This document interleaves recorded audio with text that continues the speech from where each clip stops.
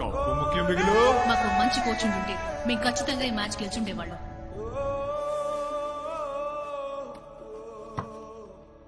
ఏమైంది మైకేల్? ఒక్క మ్యాచే కదా, దానికి ఎందుకు రిసైన్ చేయటం?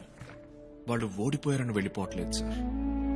ఇక మీద వాళ్ళు ఓడిపోకూడదనే నేను వెళ్ళిపోతున్నాను.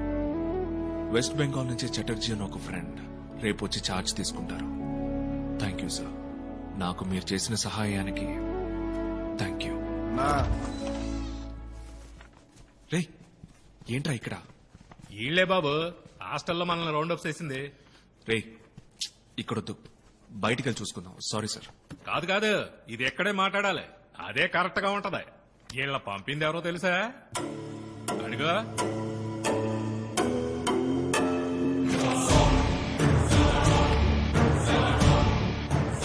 ఏంటి సార్? రాజప్ప. నమస్కారం. నమస్కారం. మీ క్రిమినల్ రికార్డ్స్ వల్లే అతన్ని టీంలోకి తీసుకోలేదు. They don't want to take such risk. Sir నా వృత్తికి వాడికి ఏ సంబంధం లేదు సార్. సో మీకు నేను చెప్పిన కారణం నచ్చలేదు కదూ? Excuse me.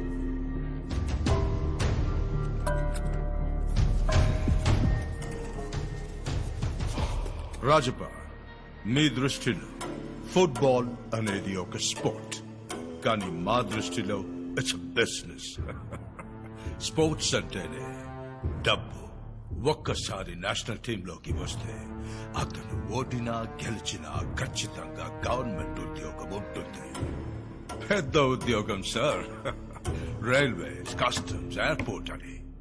MP, ministers, business men ఇలాంటి గొప్ప వ్యక్తులకి వాళ్ళ పిల్లలు నేషనల్ టీంలో ఉండటం ప్రైడ్.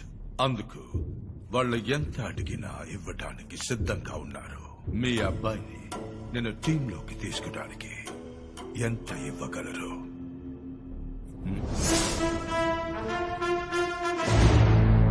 10 పైసలు కూడా ఇవ్వను. నేను ఎంతైనా ఇవ్వగలను, కానీ ఆ పని చేస్తే నా బిడ్డ అర్హతని నేనే అవమానించిన వాడు అవుతాను. వాడికి తెగింపు ఎక్కువ, వచ్చేస్తాడు. చూస్తాను. నన్ను కాదని మీరు ఏం సాధించలేరు. సార్ మేము ప్లేయర్సే. ఈ ఫుట్బాల్ ఆట మాకు తెలియదు, కానీ మా ఆట దడ దడ పుట్టిస్తుంది. వస్తాను సార్.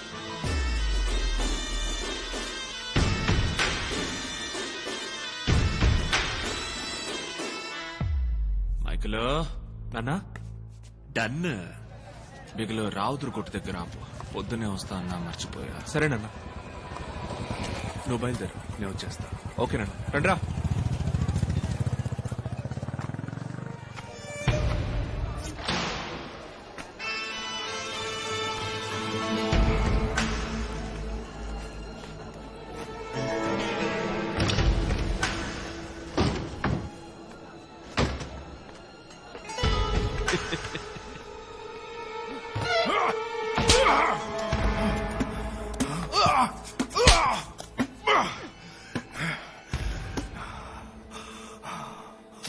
నువ్వున్న చోటే నేను నిన్ను నరికి పాతేసేవాడిని.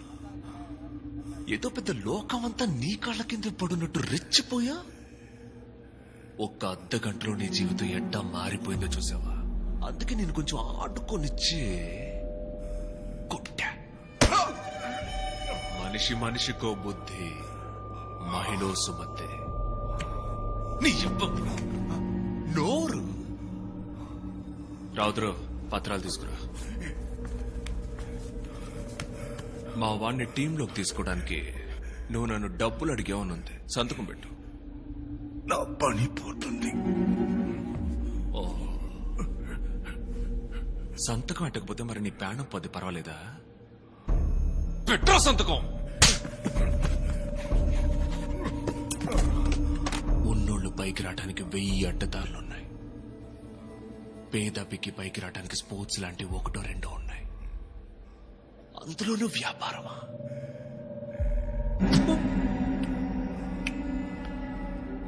నా బిడ్డదే కాదు, అర్హతలు ఉండి ఆడే అంతమంది పిల్లల పేర్లు పొద్దున 10 గంటలకల్లా లిస్టులో రావాలి.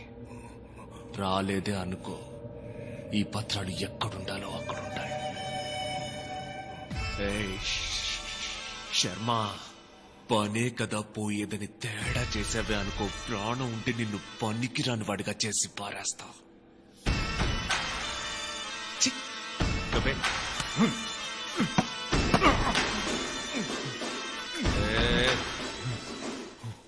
ఇతరుల కడుపు కొట్టి సంపాదించింది ఆపదలో ఎన్నడూ ఆదుకోదు. చెడ్డితోనే పో.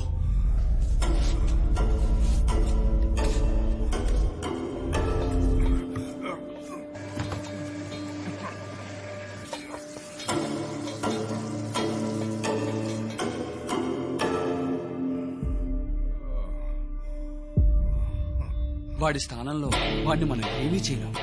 నా మాట వినండి. వాడి కొడుకు ఢిల్లీకి వస్తాడు కదా, అక్కడ వాడి సంగతి చేస్తాను. వచ్చా, చూస్తున్నాను. వెళ్తానంటే వెళ్ళు, మిగతా లెక్కనే దీంతో సరి చేసుకుంటాను. ఇంకా కుదిర్చాడు కదా మా నాన్న నీకు, అది టాయిలెట్ లో. మాస్ కోట్ వేసుకుని కోచ్ గా నుంచోడం కొంచెం బోర్ కొట్టుద్ది అనుకున్నా, కానీ విల్లన్ గాడు వచ్చేసరికి ఆటకి వేడి పుట్టుకొచ్చింది కదా. నా ప్లేయర్స్ గ్రౌండ్ లో ఆడుకుంటారు, మనం బయట ఆడుకుందామా చిన్న? ప్లేయర్స్ కండగా ఉంటా, కప్పు గెలుచుకుంటా, ఆ తర్వాత మన చేతిలో నువ్వు మటాష్ అంట. ఏంది ఈ ఫుట్బాల్ అయినా మా 4-5 ఏళ్లుగా మనకు కొంచెం దూరం అయిపోయింది, కానీ శాతలన్నీ ఈ అమ్మ ఫ్లోలో ఉన్నాయి. లో ఉన్నావు, పవర్ లో ఉన్నావని ఈ గిల్లి కిచ్చికలు ఆటలు ఆడావనుకో, నీ తల్లి నీకంటే నేను బెటర్ ఆటగాను సంజే. నువ్వు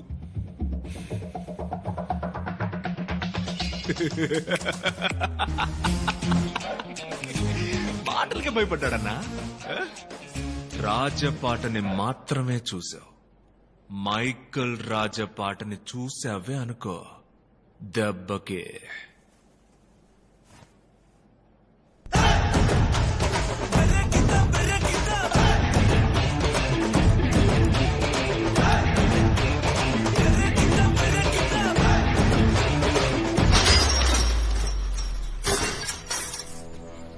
బాల్.